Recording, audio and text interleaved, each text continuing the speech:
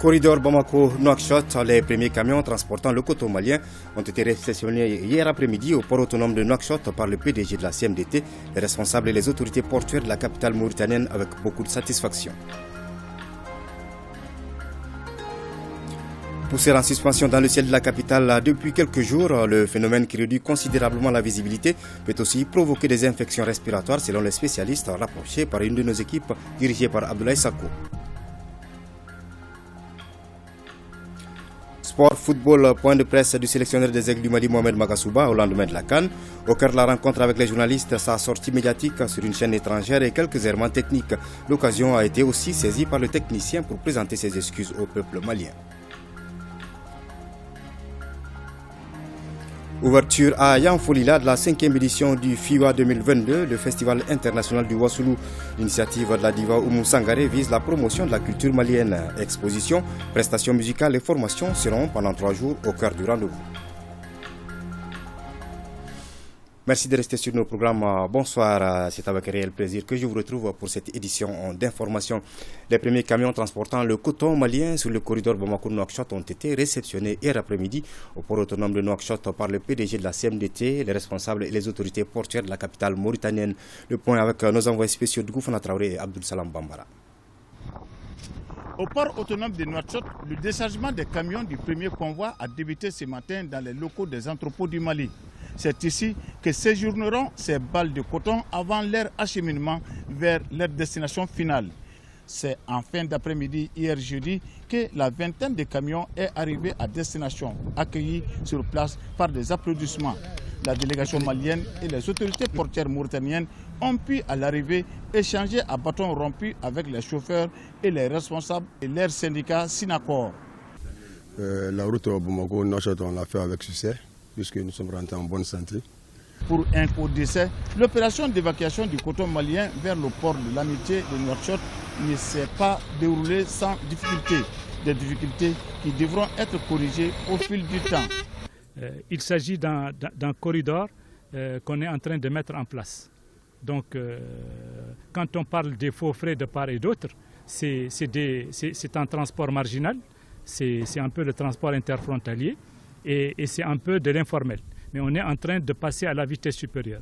Au cours d'une visite guidée sur les lieux, la délégation malienne qui souhaite une célérité dans l'envoi du coton s'est rendue notamment sur le terminal aux conteneurs. Vous pouvez compter sur vos frères mauritaniens de développer ce corridor-là et d'apporter toute l'assistance à tous les opérateurs qui souhaiteraient venir vers la côte mauritanienne. Vous savez que la Mauritanie aujourd'hui, on peut dire que c'est un peu la porte sur le Sahel. Les autorités portuaires mauritaniennes promettent de veiller au bon déroulement de l'opération conformément aux souhaits des plus hautes autorités de ces pays. Ici, nous n'avons pas de problème d'espace. Nous sommes sur un port qui dispose de 140 000 m² d'espace. Nous avons déjà des espaces aménagés par les entrepôts maliens pour recevoir les premières livraisons et nous allons nous adapter aux besoins de la compagnie au fur et à mesure de l'évolution et de la montée en charge du trafic. Du déroulement du convoi à la chaleur de l'accueil en passant par les dispositions prises sur place, les officiels maliens ont de bonnes raisons de se réjouir à l'arrivée de ce premier convoi. Nous sommes au port de Nouakchott ici et on peut voir les camions derrière. Donc le départ qui a été donné, Gougui, ils sont arrivés aujourd'hui, les autres arrivent après. Et nous sommes très contents. Et en même temps, encore un remerciement aux autorités de la Mauritanie qui n'ont ménagé aucun effort pour qu'aujourd'hui nous puissions être derrière ces camions. Ici, au port de l'Amitié de Nouakchott, on peut dire sans risque de se tromper que le coton malien est arrivé à bon port. Voilà le récit de nos envoyés spéciaux en Mauritanie. Nous portons à présent à votre connaissance le contenu de ce communiqué.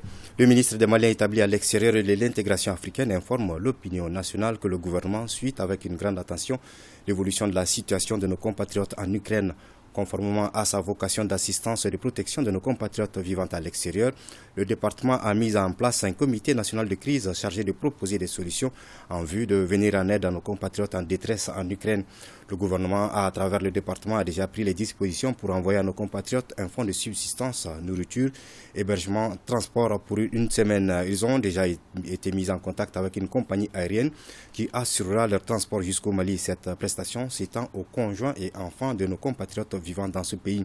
Les dispositions d'accompagnement sont en cours avec l'ambassade du Mali à Ankara pour sensibiliser nos compatriotes d'accepter le rapatriement d'urgence avant que la situation ne se détériore davantage. Un contact par voie diplomatique est établi avec l'ambassade de l'Ukraine à Dakar pour faciliter la sortie de nos compatriotes du territoire ukrainien.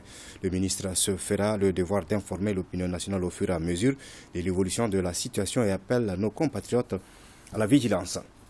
Le rôle des travailleurs et des syndicats dans le développement sanitaire était au cœur d'une conférence débat animée jeudi par le département de la santé. L'exercice vise à impliquer significativement l'ensemble des acteurs de l'administration dans le processus de création d'un environnement propice à plus d'épanouissement du personnel sanitaire. Mamadou Fane.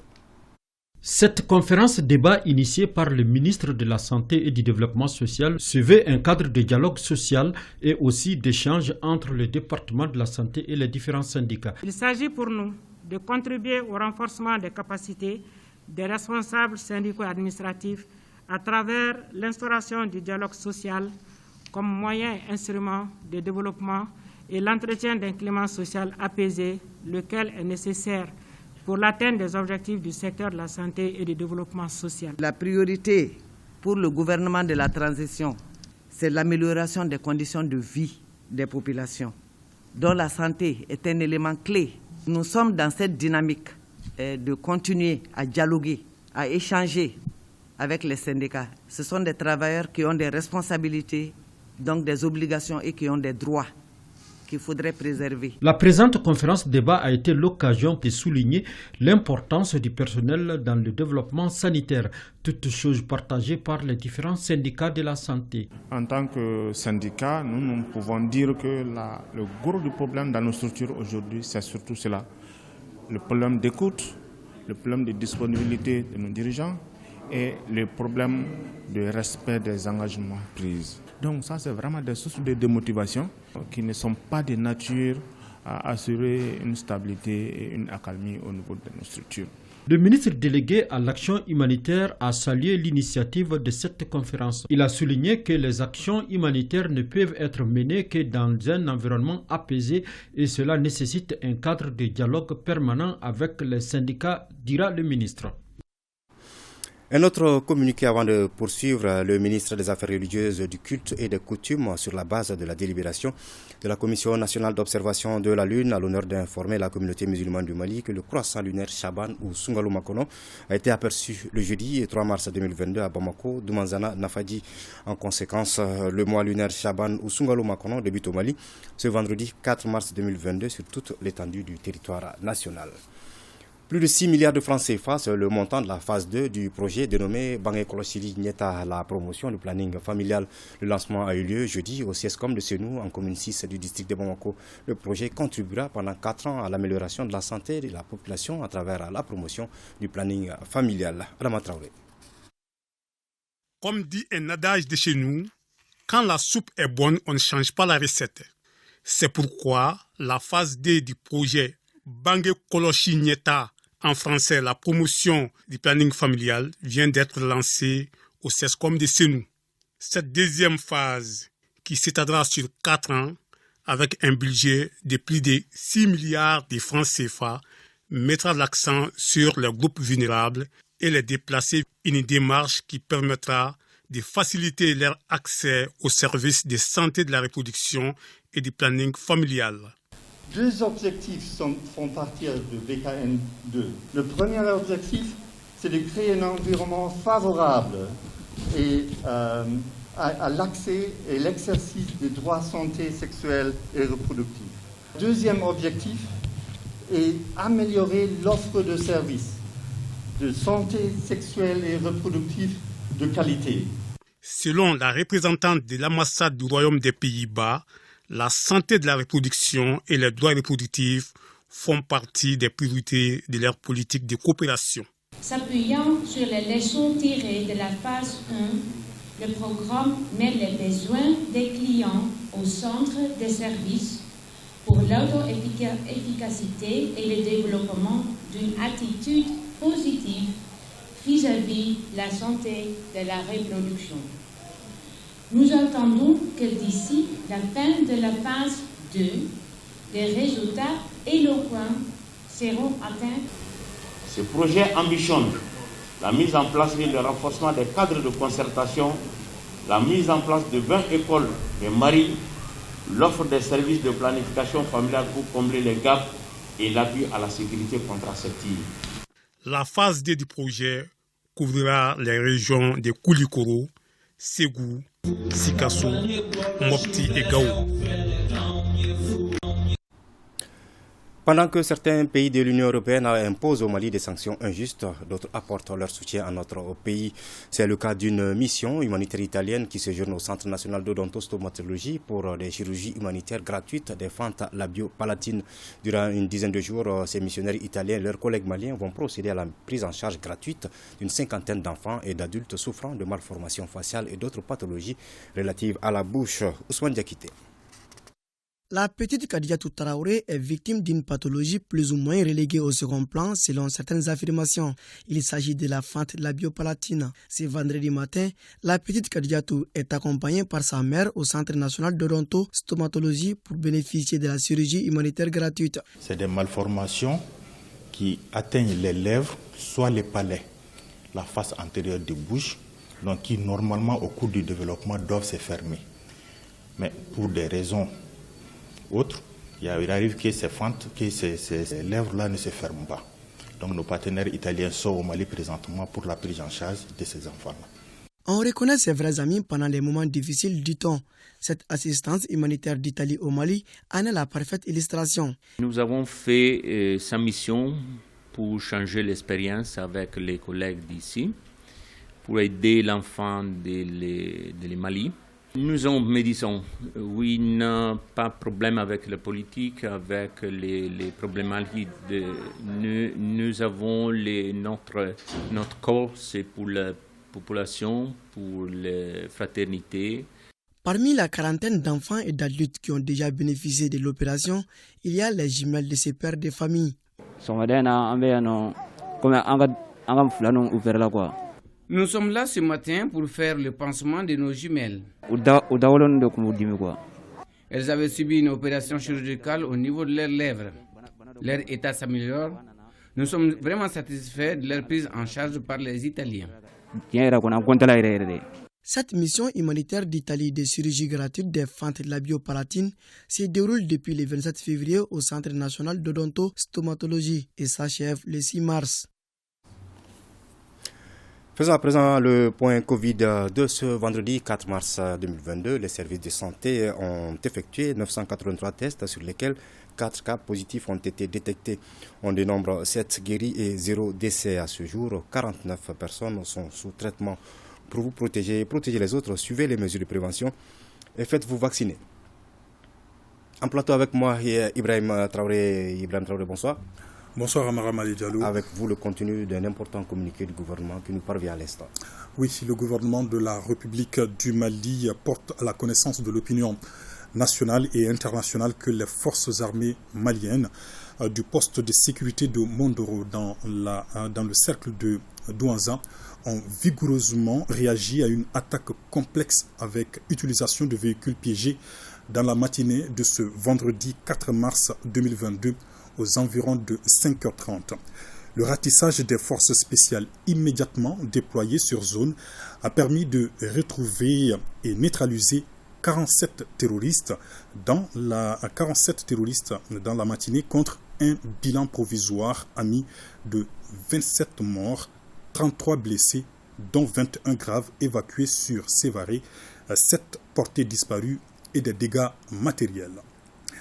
En début d'après-midi, les FAMA ont poursuivi leur ratissage sur les sanctuaires terroristes en neutralisant 23 terroristes. Le gouvernement du Mali présente ses sincères condoléances aux familles endeuillées des vaillants soldats ayant perdu la vie dans le noble combat de la préservation de la paix et de la quiétude des paisibles citoyens de notre pays.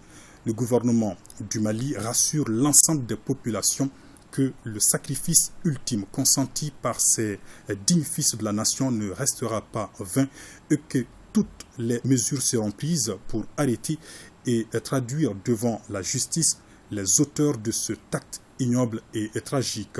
Les forces armées maliennes resteront fidèles à leurs engagements de restauration de la paix et de la quiétude sur l'ensemble du territoire national. La dynamique offensive de recherche et de destruction des sanctuaires terroristes se poursuivra sans relâche. Que Dieu bénisse le Mali. Signé donc le ministre de l'administration territoriale et de la décentralisation, porte-parole du gouvernement, Amara Malé Diallo. Merci Ibrahima Traoré. Parlons à présent climat avec de la poussière en suspension dans le ciel de la capitale malienne depuis quelques jours. Le phénomène qui réduit considérablement la visibilité peut aussi provoquer des infections respiratoires, selon les spécialistes rapprochés par une de nos équipes dirigées par Abdoulaye Sako et Omar Traoré. La diminution de la visibilité sera constatée sur l'ensemble du territoire national. Ce message de Mali Météo invite les populations à se protéger. Car depuis quelques jours, l'atmosphère est dominée par la poussière en suspension. C'est comme une forme de brouillard qui réduit la visibilité dans la capitale. Ce changement de temps a pourtant une explication selon les spécialistes de la météo. Nous sommes dans la période sèche qui est caractérisée très souvent par des poussières qui se retrouvent en suspension due au vent de sud-ouest qui se renforce par moment. Ces vents de sud-ouest se sont renforcés très fort ces derniers temps vers la partie nord du pays, ce qui a soulevé la poussière qui est traînée un peu vers la partie sud du pays, qui a réduit la visibilité de façon assez considérable dans la partie nord du pays, le centre et un peu vers le sud. Par rapport à la réduction de la visibilité, nos prévisions nous ont montré que ce sont des phénomènes qui ne vont pas durer. À partir de la semaine prochaine, l'atmosphère sera un peu légère et la visibilité sera encore meilleure que celle qu'on a observée ces derniers temps. Malgré que cette brume de poussière soit passagère, elle peut causer des infections respiratoires. Les poussières de sable impactent donc les organes respiratoires. Donc forcément, ça crée donc un problème d'allergie respiratoire et avec un impact sur la fonction de la muqueuse nasale, surtout parce que c'est la porte d'entrée de l'air chez l'être humain. Parce que l'air vient d'abord par le nez avant d'aller donc vers les voies respiratoires inférieures. Il va donc avoir la formation de morve sèche, de croûte sèche, donc un tableau de rhinite sèche, également de rhinite allergique aussi, avec des signes vraiment très palpants comme les éternuements, comme également le grattage du nez. Et puis on a envie de faire sortir toujours ce dépôt de mucus là sur la muqueuse parce que la poussière va ralentir un peu la fonction du nez.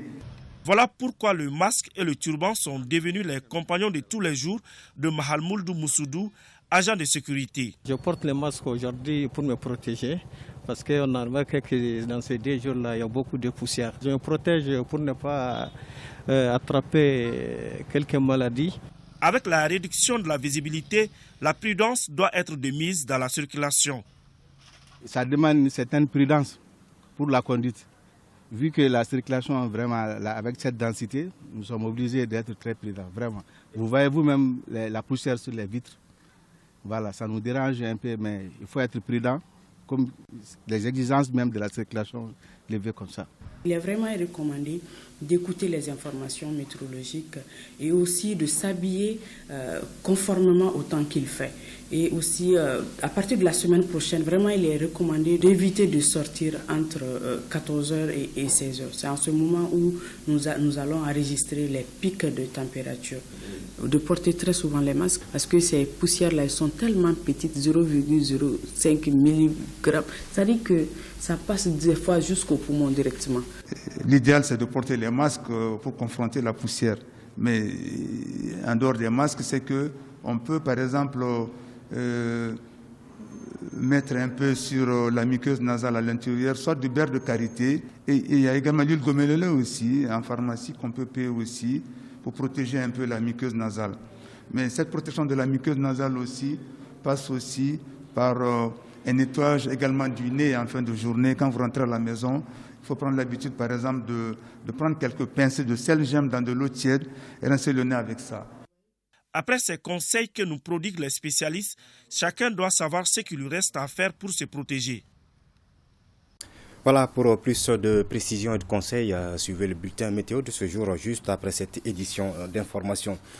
Inauguration ce vendredi matin dans le cercle de Kati de 2 infrastructures réalisées dans le cadre du développement économique régional. La première concerne le marché à bétail de Kambila et la deuxième infrastructure est l'espace économique pour la promotion des filières agricoles à Kati. Compte rendu avec Diamba Moussa Konaté. Ces 2 infrastructures qui viennent d'être inaugurées sont composées de 14 enclos de périmètres de vaccination et de contrôle, d'une aire de vente pour le marché à bétail de Kambila, ainsi que des hangars d'exposition de vente de produits agricoles et de bureaux à Katifuga. La réalisation de ce projet est une œuvre du Conseil régional de Koulikoro. L'initiative consiste à promouvoir la gouvernance locale et favoriser la croissance économique inclusive dans la deuxième région. Le marché d'Al ainsi aménagé est doté d'une parc pour les bovins et ovins, d'un forage équipé. Le défi est énorme et nous sollicitons une fois de plus l'accompagnement de l'Union européenne pour la duplication de ce genre d'actions dans les autres cercles de la région. Les partenariats publics-privés sont toujours les bienvenus pour rendre durables ces infrastructures tellement nécessaires pour tous. Ainsi, les citoyens voient leur rôle valorisé pour le bien de tous. Exécuté en 3 ans, ce projet a pour objectif de renforcer le rôle des conseils régionaux dans le processus du développement régional.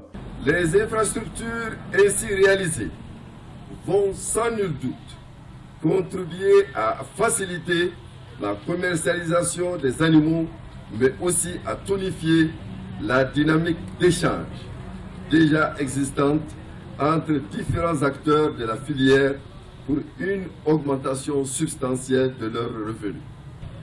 La réalisation de ces 2 infrastructures assure à la région de Koulikoro un positionnement stratégique dans le secteur de l'élevage et la promotion des filières agricoles.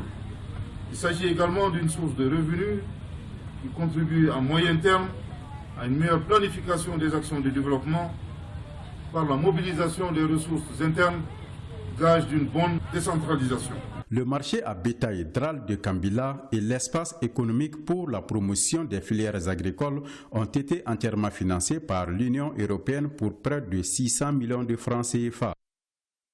Une autre inauguration, cette fois-ci à Bamako, avec la salle de réunion de la Direction nationale des affaires judiciaires et du Sceau.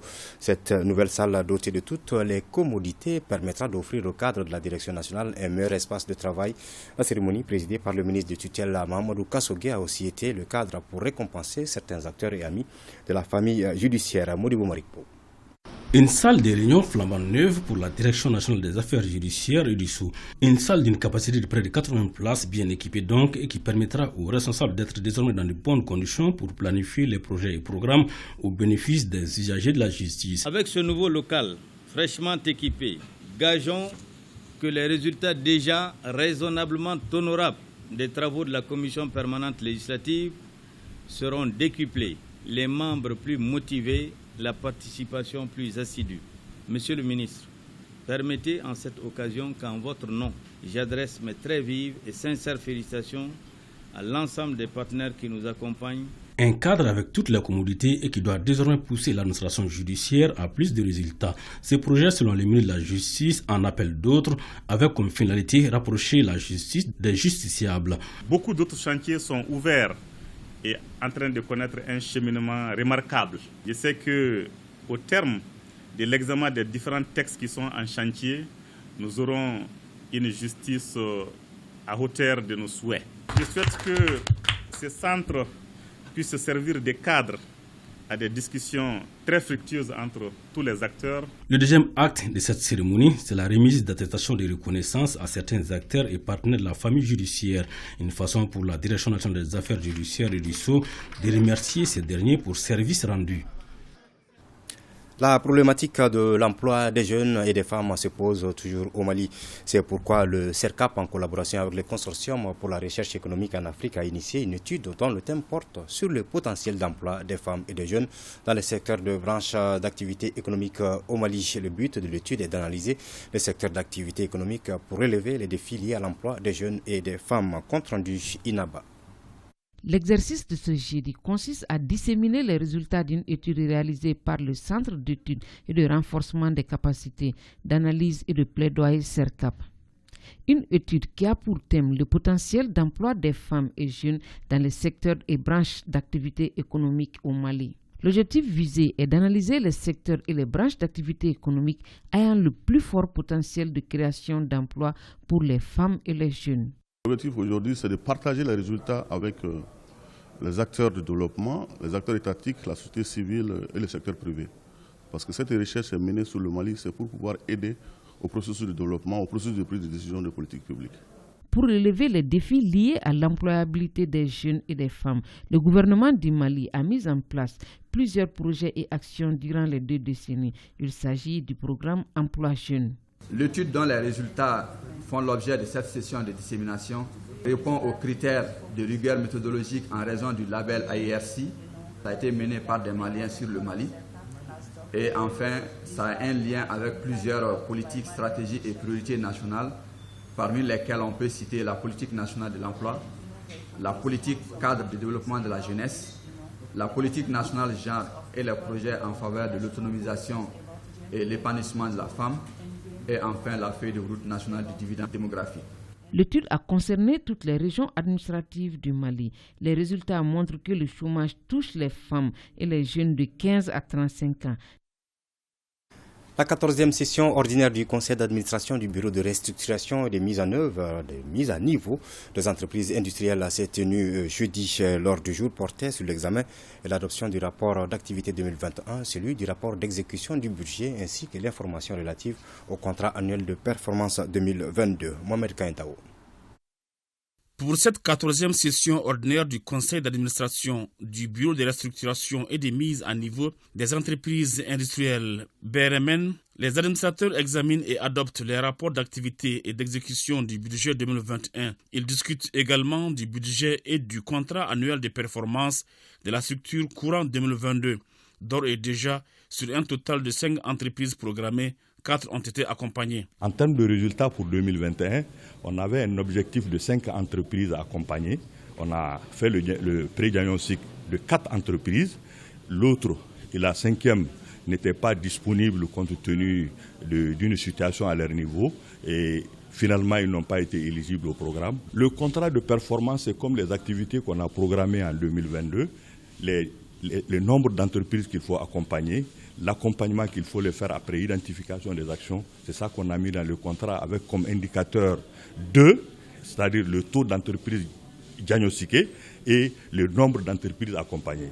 L'une des principales missions du BRMN est la promotion de la compétitivité des entreprises à travers la mise en œuvre de différents programmes.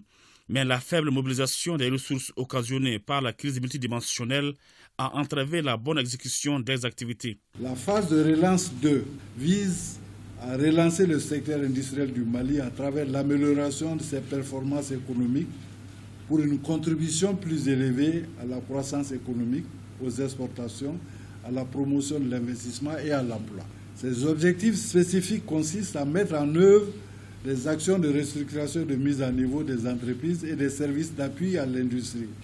Cela à travers le renforcement de leurs capacités institutionnelles, techniques, économiques et financières.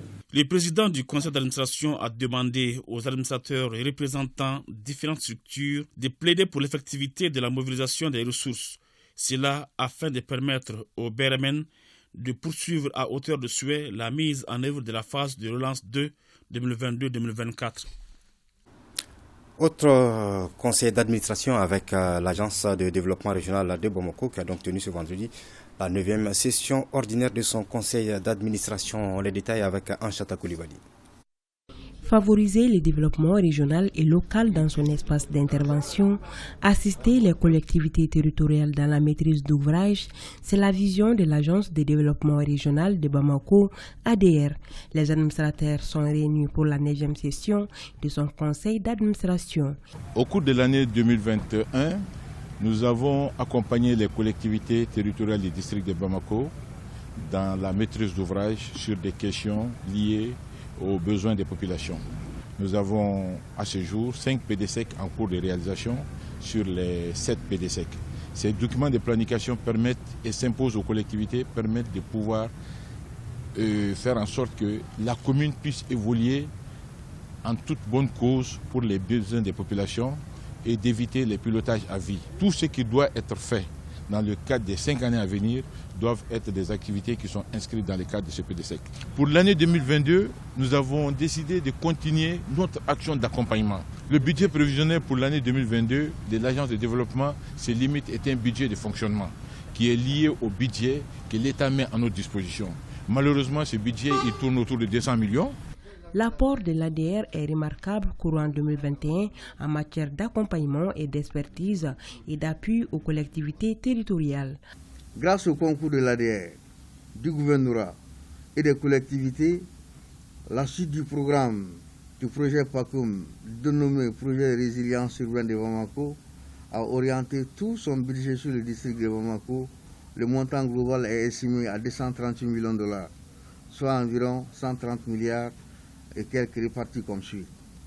Amélioration de la gestion des déchets solides, amélioration de l'approvisionnement en eau, de l'assainissement et de l'hygiène, investissement dans les infrastructures résilientes, renforcement des capacités institutionnelles, 18 millions de $. Les administrateurs comptent mettre tout en œuvre afin de maintenir les caps et proposer des belles perspectives pour l'émergence de l'Agence de développement régional. En rapport avec les malheureux événements de Mondoro survenus ce jour, le parrainat informe les invités à la journée d'échange sur la sortie de crise initialement prévue demain samedi 5 mars 2022 que la dite journée est reportée au samedi 12 mars en raison des douloureux événements survenus ce jour à Mondoro. Le parrainat exprime sa solidarité à nos forces de défense et de sécurité et s'incline devant la mémoire des femmes tombées sur le champ de l'honneur.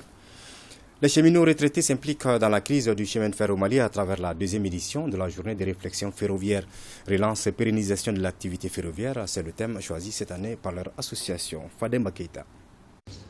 Avant la reprise des activités ferroviaires, des notions sur la gestion des infrastructures, des services de matériel et d'exploitation du chemin de fer et sur le management des activités ferroviaires sont indispensables. La série d'exposés sur ces différents points pris comme des thématiques s'inscrivent dans ce cadre. Pour les panélistes qui sont des anciens cheminots, cette deuxième édition de la journée de réflexion ferroviaire est un espace de contribution et de recherche de solutions à la problématique du chemin de fer du Mali. Cet arrêt a eu des conséquences sur la voie, sur les ponts. Et bien sûr que quand on parle de chemin de fer, il s'agit de la voie des infrastructures. Sensibiliser afin que jamais plus ce qui nous est arrivé ne puisse revenir. La journée a pour but de préserver et de maintenir les liens de solidarité entre les membres de l'association des cheminots retraités du Mali.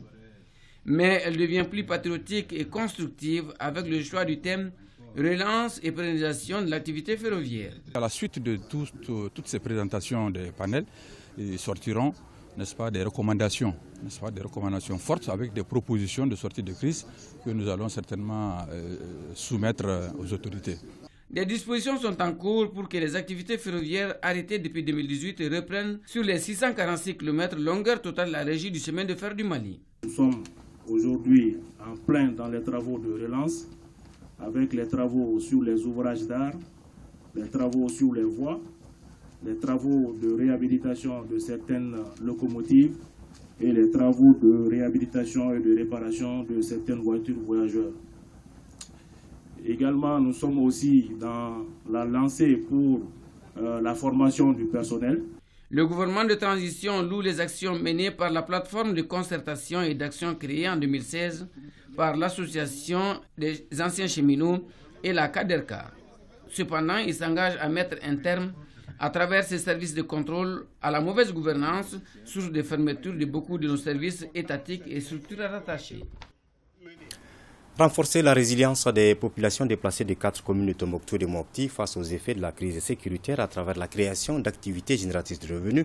C'est le sens du projet de réinsertion socio-économique des jeunes et des femmes déplacées de la zone. Le projet financé par le gouvernement princier de Monaco et SOS Sahel va toucher 400 ménages bénéficiaires directs et 48 000 indirects pour une durée de 2 ans. Aminata Touré. Plus de 230 millions de francs CFA, c'est le coût du projet de réinsertion socio-économique des ménages déplacés dans 4 communes des régions de Tombouctou et Mopti. Objectif, contribuer à la réinsertion économique des jeunes et femmes déplacées par la création d'emplois dans les dites communes. C'est de créer les conditions pour une réinsertion socio-économique des ménages qui ont été déplacés de leur zone dans les communes d'accueil.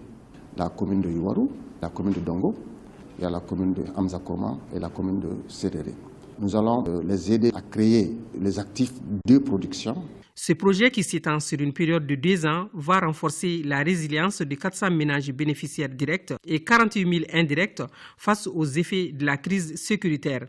Ce que je demande aux bénéficiaires, avoir, c'est difficile, réaliser, garder pour que ça soit avantageux pour la population, c'est ça que je demande à tous les bénéficiaires. Ce sont nos partenaires qui nous accompagnent. Et en retour, nous aussi, nous devons leur faciliter ce travail. Des questions-réponses ont permis aux représentants des bénéficiaires de mieux comprendre l'impact de ce projet mis en œuvre par l'ONG AFAR et SOS Sahel. Parlons sport à présent en football. Le sélectionneur des Aigles du Mali, Mohamed Magasuba, au lendemain de la CAN, a animé ce vendredi un point de presse. Sa sortie médiatique sur une chaîne étrangère et quelques errements techniques étaient au cœur de cette rencontre avec la presse. L'occasion a été saisie par le technicien pour présenter ses excuses au peuple malien. Siragatou Sissé. Les gros nuages sur le toit du Mali Foot sont dégagés. Un peu plus d'1 mois après l'élimination des Aigles du Mali à la CAN au Cameroun, le sélectionneur Mohamed Magasuba se présente devant la presse pour apaiser la tension. J'ai doublement fauté. La première faute, elle a été une faute technique. Technique parce que nous n'avons pas peut-être pu combler vos légitimes aspirations. Pour ce qui concerne la Coupe d'Afrique, fond de cœur, mon pardon sincère à tout le peuple malien qui a été sérieusement déçu par la prestation de notre équipe nationale. La deuxième faute, certainement, ce qui a encore crevé l'abcès, c'est cette interview par une radio que j'appelle étrangère. Au cours de l'interview, il y a eu des mots qui ont été interprétés. Mais c'est vrai, c'est des mots que j'ai dit, que j'ai prononcés, et je ne veux pas faire autour de ces mots des détails, puisque j'ai heurté effectivement la conscience de plusieurs Maliens. Mohamed Magasuba aura l'occasion de reconquérir le cœur des supporters face à la Tunisie en barrage de la Coupe du Monde Qatar 2022. Pour atteindre cet objectif, il sera épaulé par un collège d'anciens internationaux. L'échec de la Coupe d'Afrique a été un peu comme un électrochoc. On s'est dit, on nous sollicite, il faut qu'on prenne le temps, qu'on fasse les sacrifices et qu'on aide le pays tout simplement. Donc c'est pour ça qu'on est là aujourd'hui et qu'on va essayer d'apporter notre pierre à l'édifice pour renforcer le staff, créer une unité autour du staff et du coach. On a vu qu'il y avait eu quelques petits soucis. Et nous, on est juste là pour pouvoir apporter les petits éléments en plus qui vont permettre au Mali de passer un cap. Le ballon Mali, désormais à terre, Magasuba est reconnaissant publiquement son tort. Chacun doit jouer sa partition. Voilà, bonne chance donc aux Aigles du Mali pour une première qualification en Coupe du Monde. Maître Ibrahim Berté, huissier de justice et ancien député à l'Assemblée nationale, enrichit les rayons des centres de lecture du pays. Coup de gueule est le titre du recueil de nouvelles publié en 2020 qu'il vient de lancer à la Bibliothèque nationale de Bamako. Le document parle non seulement de sa vie estudiantine, mais aussi des maux dont souffre le pays. Fadem Baketa. Publié aux éditions L'Harmattan, Coup de gueule est un recueil de nouvelles aux 130 pages structurées en 3 grandes parties. Maître Ibrahim Berté se démarque des autres écrivains à travers des sujets variés traités. Dans cette deuxième publication, il livre ses propres profondeurs, ses émotions pour son pays. Les grands sujets abordés, situation scolaire, difficile déjà en 76-77. Je me plains des conditions d'études de nos camarades. Ensuite, des choses de la société, comme l'histoire de l'envahissement de notre pays par des pacotilles. tout est cassé dans le pays. C'est-à-dire que je veux parler de avion casse, auto casse, moto casse, matelas casse, vêtements casse.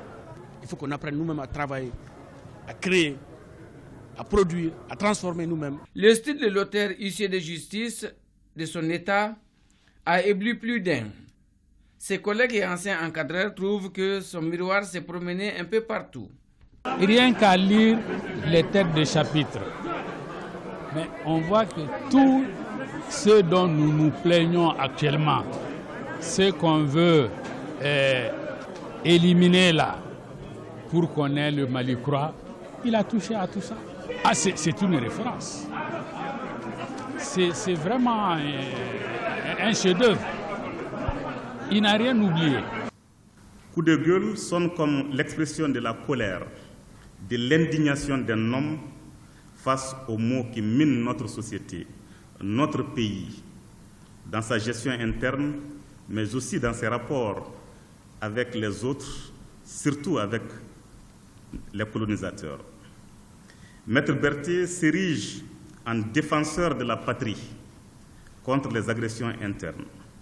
Après Sur le chemin des saisies, dans ce second livre, le deuxième vice-président de l'Assemblée nationale de 1992 à 1997, aujourd'hui chroniqueur de certains journaux, souligne le manque de capacité des Maliens à se mettre ensemble.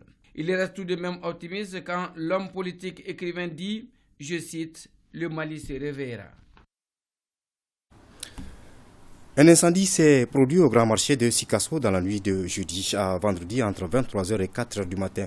Si l'on ne déplore pas de pertes en vies humaines, les dégâts matériels sont importants. 12 boutiques ont été calcinées pour une valeur marchande de plus de 100 millions de francs CFA. Le compte rendu avec Urubala Diabaté et Taïrou Konate. C'est un incendie survenu au grand marché de Sikasso dans la nuit du jeudi au vendredi qui a commencé aux environs de 23h pour prendre fin à 4h du matin. Si l'on ne déplore pas de pertes en vies humaines, les dégâts matériels sont tout de même importants. 12 boutiques ont été calcinées dont la valeur marchande s'élève à plus de 100 millions de francs CFA. Informés, les autorités de la région, avec en tête le gouverneur de la région, sont venus apporter le message de solidarité des plus hautes autorités. Ce n'est pas la première fois que de tels incidents arrivent. Donc ils étaient déjà à pied d'œuvre pour chercher à analyser quelles sont les causes de ces incendies répétés et en ce moment prendre les dispositions idoines.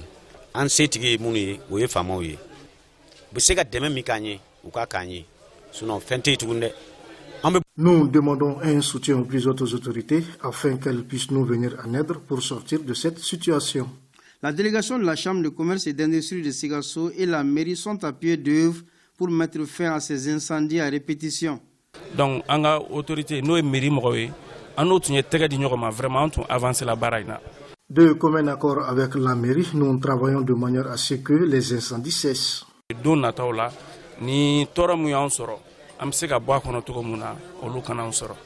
Les enquêtes sont en cours pour déterminer l'origine du drame. Ouverture jeudi à Yanfolila de la 5e édition du FIWA 2022, le Festival international du Wassoulou. L'initiative de la diva Oumou Sangaré vise la promotion de la culture malienne. Expositions, prestations musicales et formations seront pendant 3 jours au cœur de ce rendez-vous. Envoyé spécial à Yanfolila, Koumba Sissi Abouakar Traoré. Le Festival international du Wassoulou, qui est à sa 5e édition, a ouvert ses portes à l'ensemble des fils du terroir. Cette initiative de la diva de Wassoulou est un espace de communion et de brassage culturel. Durant 3 jours, les populations auront droit à des manifestations culturelles, à la chorégraphie, à des expositions de divers produits, entre autres. Montrer le vrai visage de Wassoulou au monde. Parce que j'avais l'impression qu'on ne connaissait pas bien le Wassoulou. On pensait que quand on dit Wassoulou seulement, c'est seulement jouer, chanter. Donc ça va permettre aux gens de découvrir le vrai visage du Wassoulou, de connaître profondément le Wassoulou. C'est un festival 100% gratuit. Le parrain et la marraine se disent fiers d'accompagner les FIWA 2022. Des activités en direction des populations locales, ça ne peut que susciter notre accompagnement et notre appui. C'est dans ce cadre qu'on est là. On partage toute initiative allant dans un cadre de développement et d'épanouissement de nos valeurs traditionnelles culturelle ou artistique. Au-delà de son côté festif, contribue aussi et surtout au développement de Niamfoila et à l'épanouissement des populations. Pourquoi ne pas soutenir cette belle initiative? Le chef du département de la culture estime que ce festival est une occasion pour faire la promotion de la culture malienne. La tenue de ce festival nous réconforte dans la mesure où elle participe de la mise en œuvre de la politique nationale culturelle, dont un des objectifs stratégiques majeurs est de faire des industries culturelles un levier du développement, des créations d'emplois, mais aussi un facteur de paix, de cohésion sociale et de vivre ensemble. Au cours de la cérémonie d'ouverture, un hommage a été rendu aux artistes de Wassoulou qui nous ont quittés. Parmi eux, Toumani Kone, Aramata Diakité, Tata Diakité, Koumba Sidibé et Sali Sidibé. Nous revenons sur le contenu de ce communiqué du gouvernement de la transition. Le gouvernement de la République du Mali porte à la connaissance de l'opinion nationale et internationale que les forces armées maliennes du poste de sécurité de Mondoro, dans le cercle de Douanza, ont vigoureusement réagi à une attaque complexe avec utilisation de véhicules piégés dans la matinée du vendredi 4 mars 2022 aux environs de 5h30. Le ratissage des forces spéciales immédiatement déployées sur la zone a permis de retrouver et neutraliser 47 terroristes dans la matinée contre un bilan provisoire ami de 27 morts, 33 blessés et 21 graves évacués sur Sévaré, 7 portés disparus et des dégâts matériels. En début d'après-midi, les FAMA ont poursuivi le ratissage sur les sanctuaires terroristes en neutralisant 23 autres terroristes. Le gouvernement du Mali présente ses sincères condoléances aux familles endeuillées des vaillants soldats ayant perdu la vie dans le noble combat de la préservation de la paix et de la quiétude des paisibles citoyens de notre pays. Le gouvernement du Mali rassure l'ensemble des populations que le sacrifice ultime consenti par ces dignes fils de la nation ne restera pas vain et que toutes les mesures seront prises pour arrêter et traduire devant la justice les auteurs de cet acte ignoble et tragique. Les forces armées maliennes resteront fidèles à leur engagement de restauration de la paix et de la quiétude sur l'ensemble du territoire national. La dynamique offensive de recherche et de destruction des sanctuaires terroristes se poursuivra sans relâche. Que Dieu bénisse le Mali. Rendez-vous important à ne pas manquer ce soir dans nos programmes à la visite officielle du Premier ministre, le Dr Choguelko Kalamaïga, la semaine dernière aux Émirats Arabes Unis. Tout sur ce déplacement du chef du gouvernement à Dubaï, c'est dans un magazine réalisé par Ibrahima Traoré, à suivre donc après cette édition. C'est la fin de ce journal. Merci de l'avoir suivi. Bonsoir.